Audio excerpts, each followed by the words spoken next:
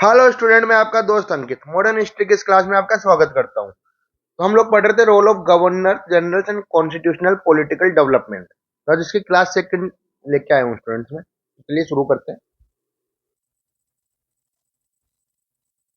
तो आज हमें रेगुलेटिंग एक्ट 1773 पढ़ना है स्टूडेंट। जी हाँ। तो आज रेगुलेटिंग एक्ट 1773 पढ़ाऊंगा स्टूडेंट। एक ही स्लाइड में आपको पूरा एक समझ में आ जाएगा। तो देखिए स्टूडेंट, बैकग्राउंड क्या था। तो मैंने कल बता दिया था स्टूडेंट आपको, मतलब लास्ट क्लास में, कि करप्शन हो रहा था, फाइनेंशियली बैंकरप्सी हो गई थी ईस्ट इंडिया कंपनी की और मिस गवर्नेंस। इसलिए गवर्नमेंट ने क्या डिसाइड किया था, रेगुलेटिंग एक्ट 1773 पास करने का। Parliament wanted direct control over company political activity. Parliament चाहती थी कि पूरा कंट्रोल कर सके कंपनी की पॉलिटिकल एक्टिविटीज को। Mark the first step British government intervention India. ये पहला स्टेप था ऐसा कि जहां ब्रिटिश गवर्नमेंट इंटरवेन कर रही थी इंडियन अफेयर्स के बीच में। अब provision related to Britain home government control क्या क्या था। तो इन्होंने रिफॉर्म लाए ईस्ट इंडिया कंपनी स्ट्रक्चर में। जैसे कोर्ट ऑफ प्रॉपर्टीयर और कोर्ट ऑफ डायरेक्टर होते थे। कल मैंने बताया था कोर्ट ऑफ प्रॉपर्टीयर कौन होते थे, जो शेयर होल्डर होते थे, और कोर्ट ऑफ डायरेक्टर टोटल 24 होते थे। तो हेवी करप्शन था court of director due to purchase of vote. अब होता क्या था, कल मैंने बताया था, ये लोगों के पास बहुत पैसा आ गया था तो ये लोग वोट्स को खरीद लेते थे। तो इन्होंने इंक्रीज कर दी फाइनेंशियल क्वालिफिकेशन। अब वोटिंग कौन कर सकता है, कोर्ट ऑफ डायरेक्टर में अगर कितने पाउंड से ज्यादा होगा, 2000 पाउंड से ज्यादा होगा तो वो वोट कर सकता है कोर्ट ऑफ डायरेक्टर। और कोर्ट ऑफ प्रॉपर्टी के लिए कंडीशन क्या थी, 1000 पाउंड। समझ गए स्टूडेंट। जिससे कि करप्शन कम होगा और ये जो नबूब्स का इन्फ्लुएंस था वो भी कम होगा, रिड्यूस करने का था। Parliamentary supervision introduced. Company important document to be laid. अब जितने भी इंपोर्टेंट डॉक्यूमेंट्स होंगे ईस्ट इंडिया कंपनी के, वो कंपनी उनको रीड करेगी। रेवेन्यू सेक्रेटरी और सेक्रेटरी ऑफ स्टेट के आगे रखे जाएंगे सारे डॉक्यूमेंट्स और उनको स्टडी करेंगे। समझ में आए स्टूडेंट्स। अब सेंट्रलाइजेशन कर दिया था एडमिनिस्ट्रेशन। प्रेसिडेंसी ऑफ बंगाल में डोमिनेट ओवर। अब देखो तीन होती थी, बंगाल, बॉम्बे, और कौन सी थी स्टूडेंट बताइए जल्दी से। बंगाल, बॉम्बे और मद्रास। अब ये तीन इंपॉर्टेंट प्रेसिडेंसी होती थी। अब इसमें सबसे ज्यादा पावर किसको दे दी गई थी, बंगाल को। Governor of fort William upgrade governor general बना दिया गया था। क्या बना दिया गया था स्टूडेंट, गवर्नर जनरल पूरे बंगाल का। तो फर्स्ट गवर्नर जनरल कौन था, वेरन हेस्टिंग। याद रखना स्टूडेंट, फर्स्ट गवर्नर जनरल कौन था, वेरन हेस्टिंग। एक council of 4 member Saint from India. उसकी काउंसिल के लिए 4 मेंबर भेजे गए थे, जिनका कितने टाइम का टेन्योर होता था, 5 ईयर का टेन्योर होता था। जो मेजोरिटी लेकिन डिसीजन लेते थे, लेकिन हेस्टिंग के पास आउट वोटेड होता था, मतलब वो अपनी डिसीजन मनवा सकता था।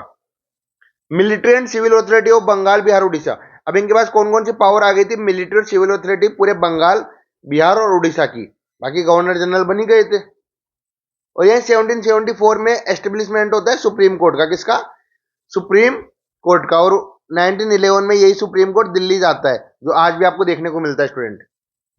एट कलकत्ता विच। अब यहाँ पे कौन थे चीफ जस्टिस, एलिजा इम्फे। कौन थे student, Elijah Impey. Lead to conflict with company administration. अब हो क्या रहा था ना, कि जो ये चीफ जस्टिस थे और वेरन हेस्टिंग, इनके आपस में कॉन्फ्लिक्ट्स हो रहे थे जुडिक्शन के ऊपर। अब प्रॉब्लम क्या थी कि एक तरफ से इनको भी बोल दिया गया कि आपकी जुडिक्शन बंगाल, बिहार, उड़ीसा आती है, और एक तरह से चीफ जस्टिस को भी बोल दिया गया कि आपकी भी यही तो आती है। तो टेरिटोरियल कॉन्फ्लिक्ट हो रहा था कि रियल में किसकी टेरिटरी कौन सी है। Lead to conflict with company administrator के साथ कॉन्फ्लिक्ट होते ही जा रहा था। मतलब समझ में आया student. Conflict after the act, personal and political conflict. अब वेरन हेस्टिंग मैंने बता दिया गवर्नर जनरल थे। अब यहाँ पे 4 बंदे आए थे, बेरवेल, फिलिपिन, फ्रांस, क्लेवरिंग, मनसोन, है ना। तो बेरवेल था तो हेस्टिंग को सपोर्ट करता था। बाकी फिलिप, फ्रांसिस, क्लेवरिंग, मॉनसून ये अपोज करते थे हेस्टिंग को। तो इनके बीच में आपस में इंटेंस एडमिनिस्ट्रेटिव पैरालिसिस चल रहा था। अब यहाँ पे मैंने बता दिया जुडिक्शन क्लेश था बिटवीन सुप्रीम कोर्ट और कंपनी कोर्ट के बीच में। प्रेसिडेंसी कंफ्लिक्ट था। बॉम्बे और मद्रास मना करते थे बंगाल की बात मानने के लिए, जबकि गवर्नर जनरल तो बंगाल की तरफ से ही था। तो ये भी लड़ाई हो रही थी। तो इस कंक्लूजन पे क्या भी है, because of the cause the act behave like deregulating act instead of regulating the administrative failure lead to new act 1784। अब ये जो रेगुलेटिंग एक्ट था, इसको बोला गया डीरेगुलेटिंग एक्ट हो गया, क्योंकि इतने कॉन्फ्लिक्ट हुए, इसलिए 1784 में वापस एक नया एक्ट आएगा जिसको पिट्स एक्ट बोलते हैं। क्या बोलते हैं स्टूडेंट, पिट्स एक्ट, जो नेक्स्ट क्लास में पढ़ाऊंगा स्टूडेंट में आपको। और इसी के बीच में 1781 में अमेंड भी किया गया था। तो क्या क्या रिजोल्व किए गए थे कॉन्फ्लिक्ट देखिए। जो सुप्रीम कोर्ट की जुडिक्शन थी वो क्लियरली डिफाइन कर दी गई थी कि वो कलकत्ता टाउन तक है, पूरे बंगाल पे नहीं है। तो पहला 1781 में क्या अमेंडमेंट आया था कि सुप्रीम कोर्ट की जुडिक्शन कहां तक डिफाइंड है, कलकत्ता में, पूरे बंगाल में नहीं है।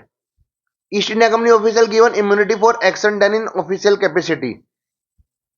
जब ईस्ट इंडिया कंपनी के पास इम्यूनिटी थी कि वो अपने एक्शन ले सकती है।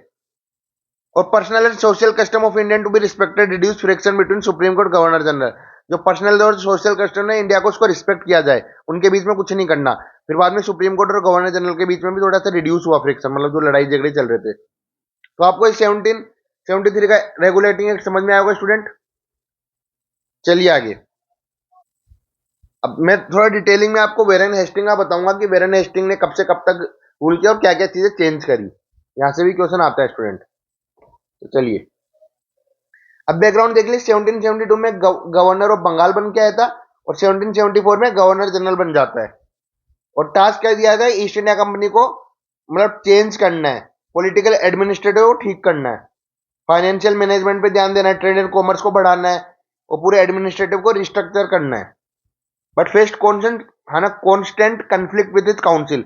मैंने बताया ना, फ्रांसिस क्लेवरिंग मॉनसून ये साथ में देते ओपोज थे, जो काउंसिल मेंबर को भेजा गया था। तो इन्होंने एडमिनिस्ट्रेटिव रिफॉर्म क्या क्या किए। सबसे पहले तो इन्होंने डुअल गवर्नमेंट हटा दी। जो डुअल गवर्नमेंट थी 1772 में, उसको हटा दिया। डायर की जो इंट्रोड्यूस करी थी क्लाइव ने। और East India Company directly took charge of the revenue and civil administration, दोनों का रेवेन्यू और सिविल एडमिनिस्ट्रेशन का चार्ज ईस्ट इंडिया कंपनी ने ले लिया। अब सेंट्रलाइजेशन करी, setup board of revenue at Kolkata, एक बोर्ड ऑफ रेवेन्यू बनाया कोलकाता में और कलेक्टर्स को अपॉइंट किया कि डिस्ट्रिक्ट को सुपरवाइज कर सके। पेंशन कम कर दी सालम सेकंड की। इस टाइम पे कौन था मुगल में राजा, सालम टू, उसकी पेंशन रिड्यूस कर दी गई। तो आपस में फ्रीक्वेंट कॉन्फ्लिक्ट हुए काउंसिल और अदर प्रेसिडेंसीज के बीच में। उसके अलावा रेवेन्यू रिफॉर्म में क्या किया कि 1772 में कौन सा सिस्टम चलता था, इज्जतदारी सिस्टम, जो लास्ट क्लासेस में आपको मैं पढ़ा चुका हूँ स्टूडेंट। इसमें एक जमीन होती है जिसमें जो सबसे ज्यादा बिड करता है उसको उसका मिल जाता है 5 साल के कॉन्ट्रैक्ट। तो इन्होंने जो एंड कर दिया था 5 साल का सिस्टम करप्शन के कारण। और कमिटीज बनाई थी revenue at Kolkata to supervise revenue administration के लिए भी एक कमेटी बनाई।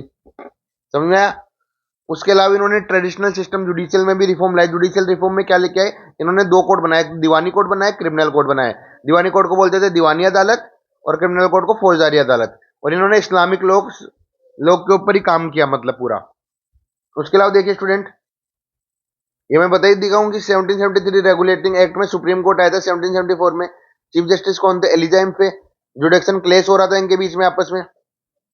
उसके अलावा उन्होंने लॉज को भी कोडिफाई करवाने लगा है। तो कोड ऑफ गेंटू लॉ बनाए हिंदू लॉज को, क्या बोला गया, गेंटू लॉ। कोड कराया मतलब सबको बना के कोड बनाए उन्होंने, मतलब नए रूल्स बनाए।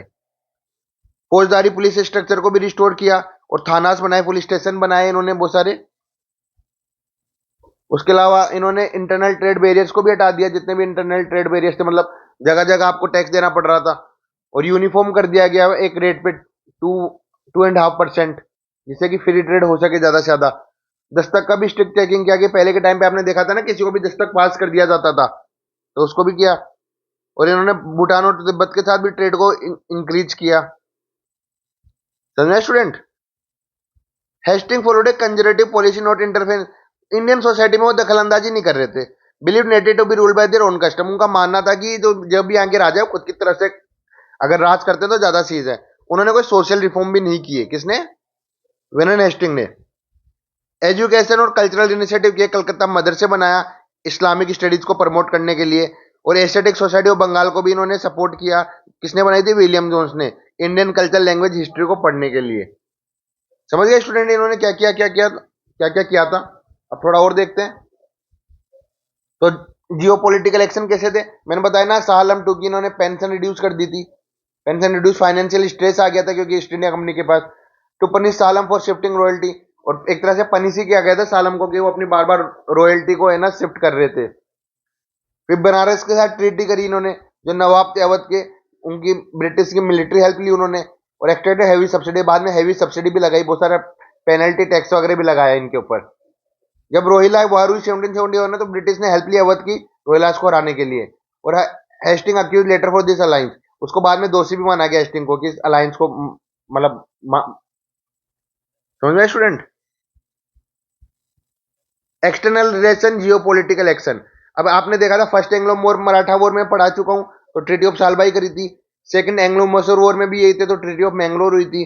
उसके बाद रिंग फेंस पॉलिसी इन्होंने करी कि जगह जगह बफर जोन क्रिएट कर रहे थे लोग, जिससे कि मतलब ब्रिटिश सब पे रूल कर सके, इन सबको हरा सके। तो यहाँ पे इस टाइम पे, इनके टाइम पे सन्यासी रेबेलियन भी हुआ था नॉर्थ बंगाल में, ईस्टर्न यूपी में, इन्हीं के टाइम हुआ था स्टूडेंट वो।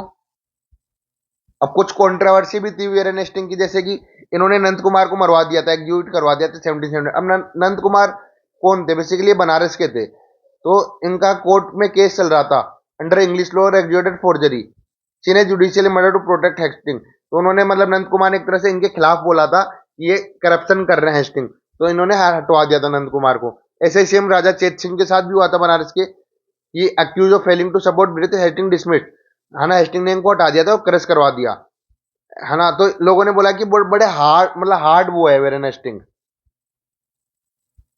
उसके अलावा देखिए, है ना, और भी इनकी कंट्रोवर्सी थी, जैसे बेगम ऑफ अवध के साथ या फिर अदर काउंसलिंग मेंबर के साथ, या मतलब काफी मतलब कंट्रोवर्सी थी।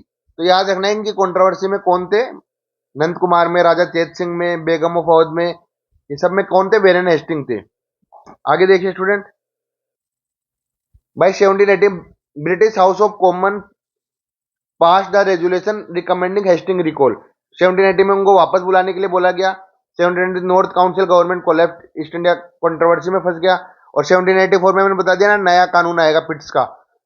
और 1785 में हेस्टिंग ने रिजाइन किया और इंग्लैंड वापस चले गए। और उनके ऊपर 1788 से 95 तक इम्पीचमेंट ट्रायल हुआ, रोहिला वॉर के लिए, चेत Singh case, Begum of our, Nand Kumar episode, 7 साल तक चला और फाइनली उनको छोड़ दिया गया 1795 में।